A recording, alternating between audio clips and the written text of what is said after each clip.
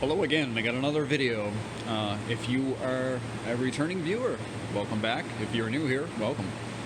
This is a no-nonsense channel. I try to keep things as straight to the point and technical as possible. And I'm trying to keep it that way. So today, I got a video of our slotting machine, and we're going to do a little bit of slotting. This is a really nice machine. It's built in the 50s. It's a Butler 8-inch precision tool room slotter, and it is made by the Associated British Machine Tool Makers back in the 50s. Really nice machine. Before they slapped fucking house paint all over this fucking thing, every little knob and doodad was all chromed out. Oh, this is chrome. I polished all this up.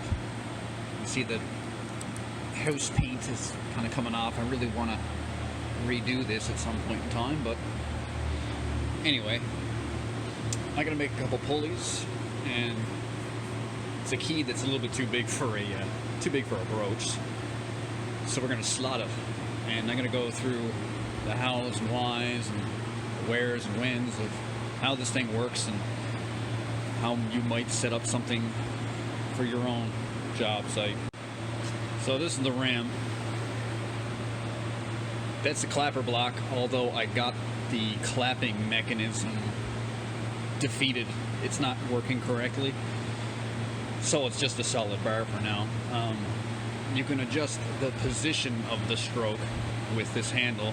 You loosen that off and you turn this, and that would change the position of where the ram is on the stroke.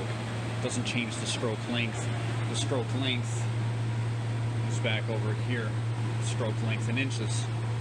Right now it's where is it to? It's at about 4 1/4-ish stroke. You can freewheel it with this hand wheel here. It's kind of really difficult. There we go. You can change the cycles per minute here, and that's basically your speed.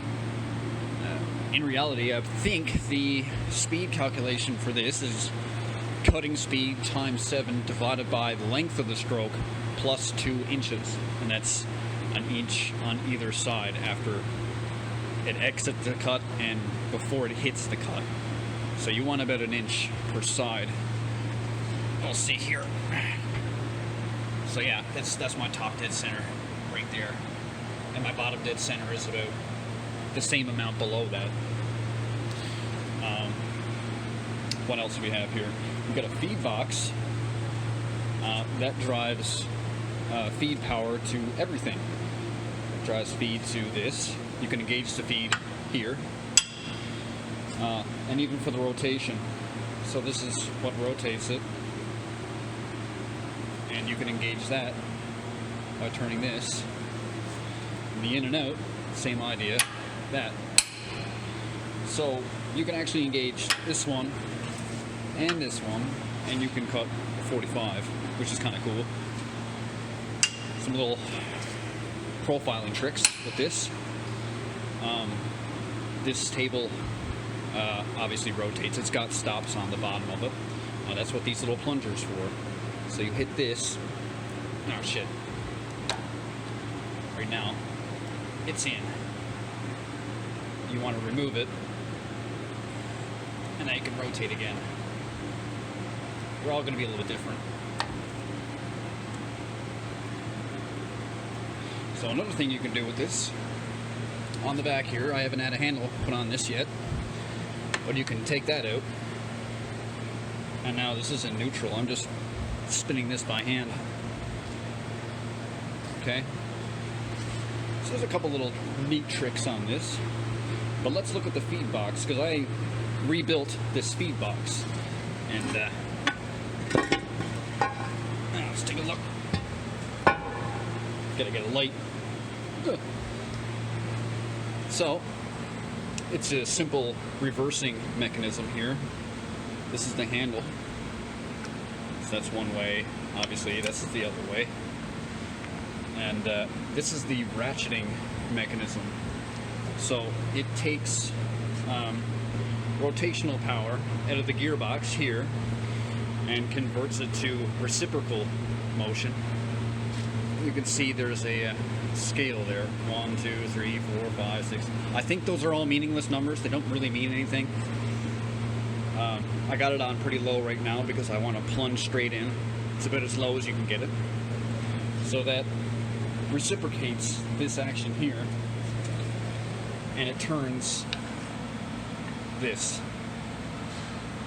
So what happens, let's turn it on. Clutch in.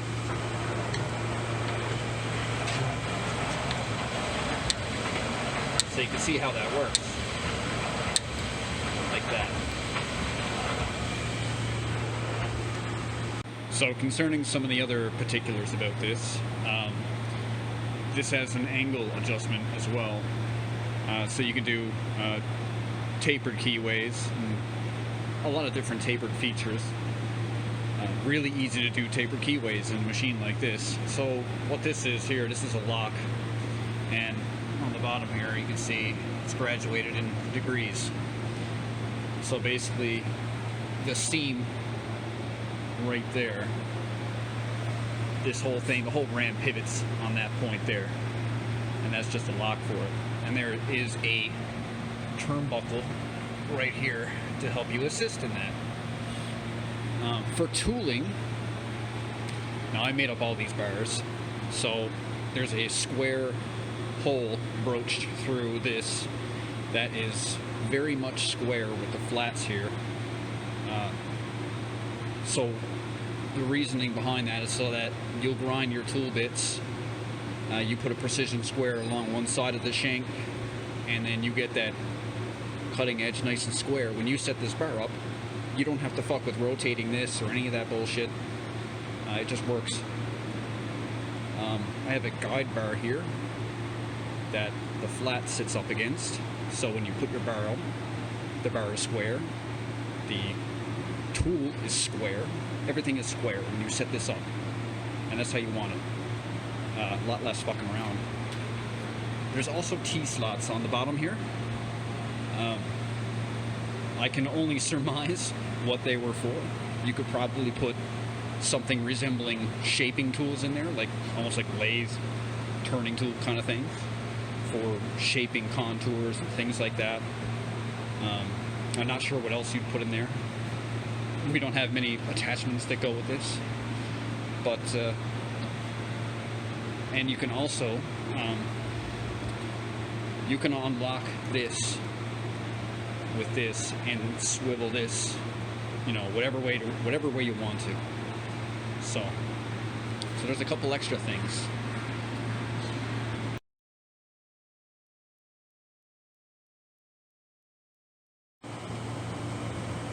One thing you should never do is scrape off chips in between passes. You might think that's a fucking no-brainer, except we have had a guy working for us who did this in between cuts and managed to chop the end of his finger off. Jokingly, he now uses this as a gauge for sharpening his tool bits. I hate to say it's funny, it is kind of funny, but try not to chop your fingers off. That'd be great. Just try not to do anything like that. I mean, I'm after chopping off the ends of oilers many times, so if you're gonna do it to an oiler, you're probably gonna fucking do it to your finger, so don't fucking do it. So I want to put a keyway dead in the center of there. So what I'll do is I'll bring the cutter down a little bit, and I'll get it pretty close to whatever. It doesn't really matter if I'm off. I can eyeball this way for now. We're gonna fix that later, but we're gonna bring that in.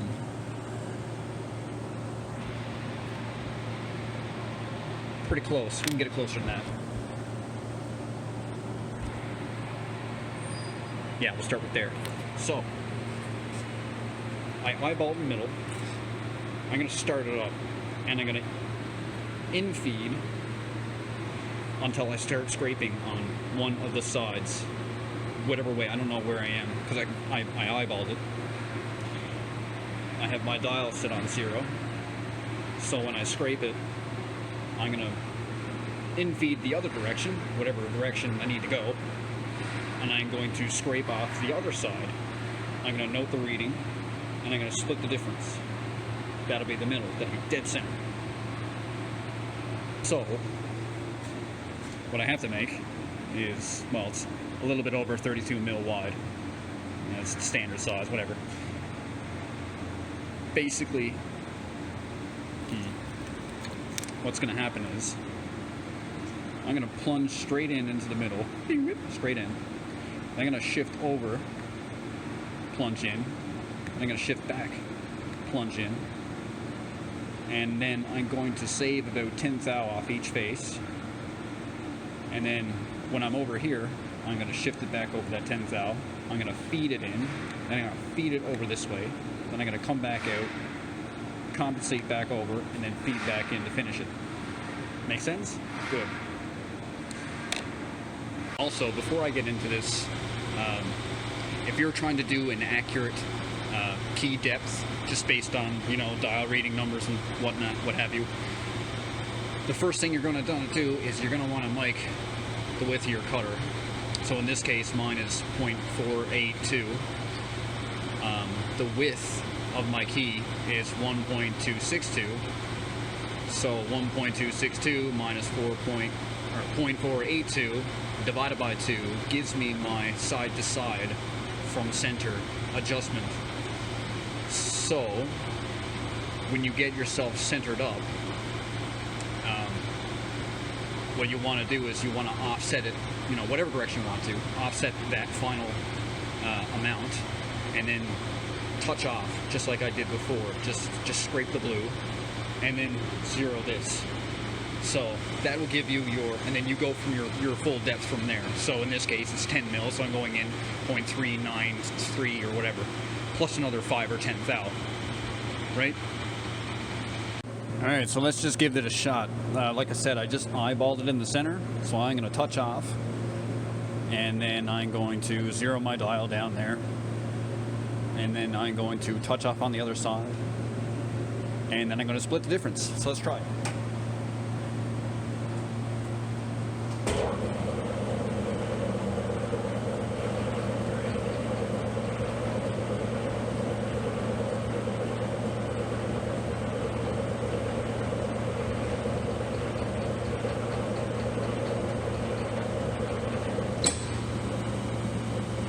That's one side.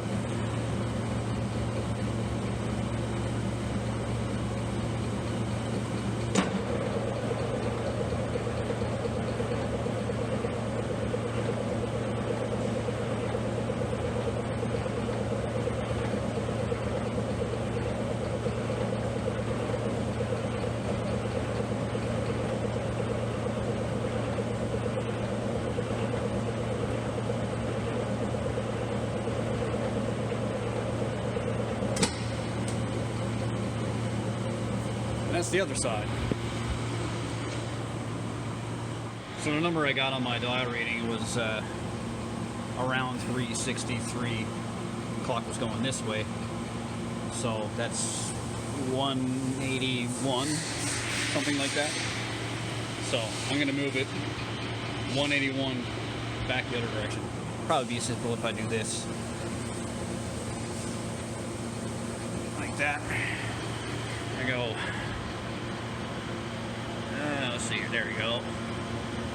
181. And now she's right in the middle. Now, if you want to check this, I can kind of just turn it back on and then go in, and I should be immediately be touching on both sides when I touch. That also lets me know that my cutter is sharpened pretty square, or lined up square. The bar is square. Everything is square. So that's a good indicator. So I'm going to do this initial plunge cut. I'm not going to hand feed it, or sorry, I am going to hand feed it. I'm not going to power feed it. It power feeds at about 4 thou per stroke. It's a bit much. Been meaning to try and get that down a little bit, but I'm going to hand feed it for the first bit. So let's get that in there. Let's try it out.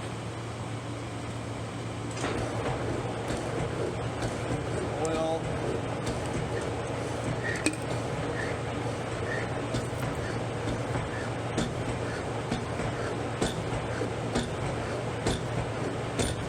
Nice cuts.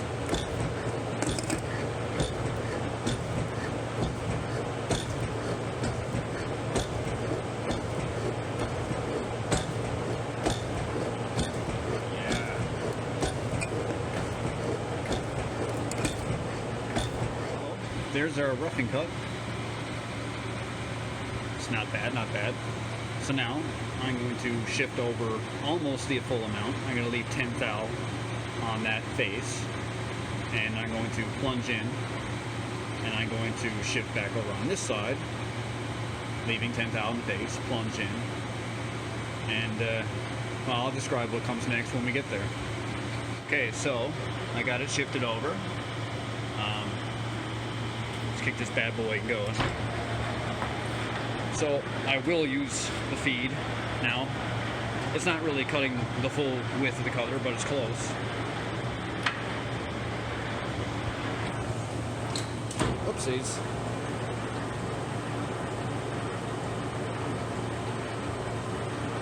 Anything's moving the dial yet. There we go.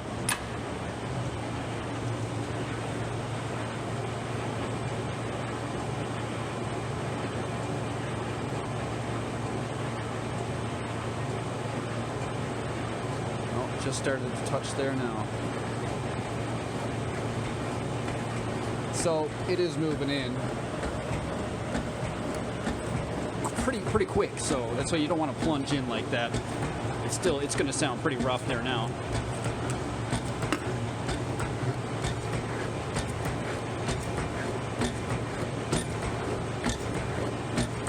These are the good cuts. Oopsies. The clutch is a little bit slippy. I gotta hold in on the handle in case you're wondering. I recently adjusted the clutch and it's a little bit too tight. It doesn't fully dog in and stay there. So same idea. I'm offsetting now on this direction, and I'm gonna plunge in 5-10 thou away from my final number. The reason why I did it this way, why I plunged in first, went here and then here, that has to do with the feed. So this is the feed direction lever that I showed you earlier. You know, right or left, whatever way you want to call it. When it's here, the table feed on this wants to bring the table towards me, and the in feed wants to bring the table that way. So it works out really nice, so that when I set myself up for my final face cut on this side, I'll power feed in, disengage, go to my number, lock, that's the lock for this way, unlock the lock for this way, then I'll engage the feed here, simply engage it, and then it'll move the table this way, taking that last cut across the face of the key, and then I'll get to somewhere around my number on the other side, and I'll just pull it out, readjust to the number, and then just simply feed in on this, and then it'll be done. So let's give that a shot. Alright, so we're set up to do the final cuts across it. So again, I got it offset now at my final number. The final number on one side anyway. I'm gonna in feed under power, and then well, see what happens when we get there. I'm gonna engage this right now just because I'm one-handed currently. And here we go. So you gotta get a little bit of light here. See if we can see what's on the go here.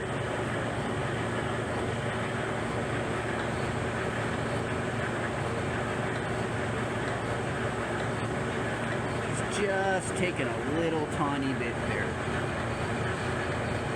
You just barely see it. Let's get a bit of oil there. Everything loves oil. Fucking slap it on there.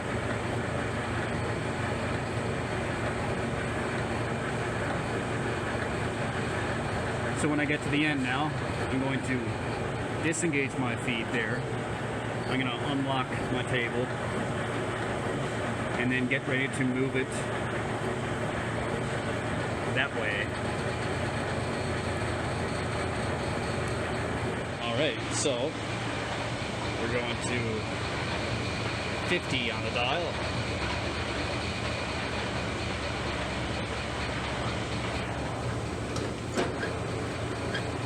Alright, going a little more. Oopsies, a little much, and right there. We're gonna lock it, unlock.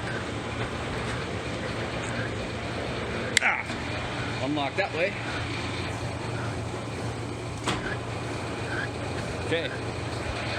And then we can feed back with this one. There it goes. Kind of hard to see. Let me get my light.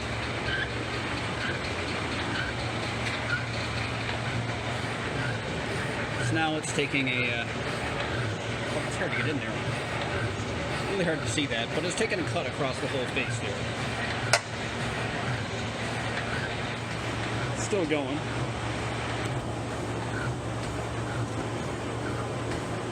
About halfway there. Honestly, you could probably bump the feed rate up at least twice the amount for cutting across the face here. But I'm not bothering to do that. And now I'm going to feed into it to my finished bottom depth, and then it's done. And then we'll measure it and we'll see.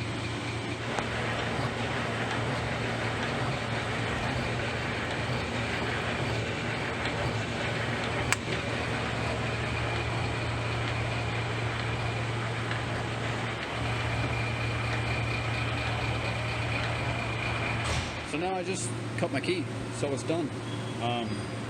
You might have to, adjust it a little bit here or there. You might not have measured that just quite right, and you're dealing with a little bit of deflection and stuff like that. But I went to my numbers, and I got some gauge blocks set up for the size of the key, and get in there, get in there. Oh yeah, so it just fits perfect. And you can see the finish came out pretty nice, actually. It's well, pretty smooth on the oopsies, on the side faces here. Not really all that smooth there.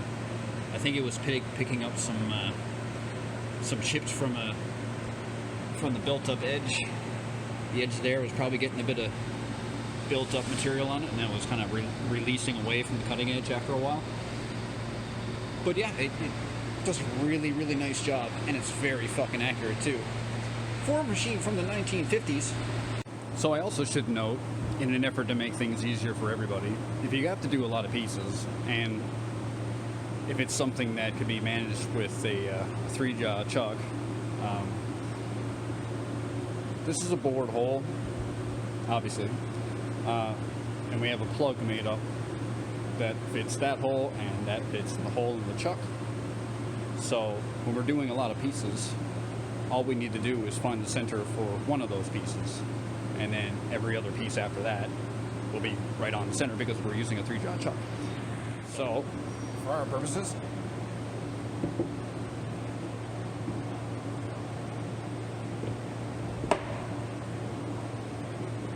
just like that. And of course, this can take a much larger chuck, but you need to have some way to clamp it down, unless you made like a base plate for it. But yeah, that's how you can repeatably do many pieces without having to realign everything again. And there you go.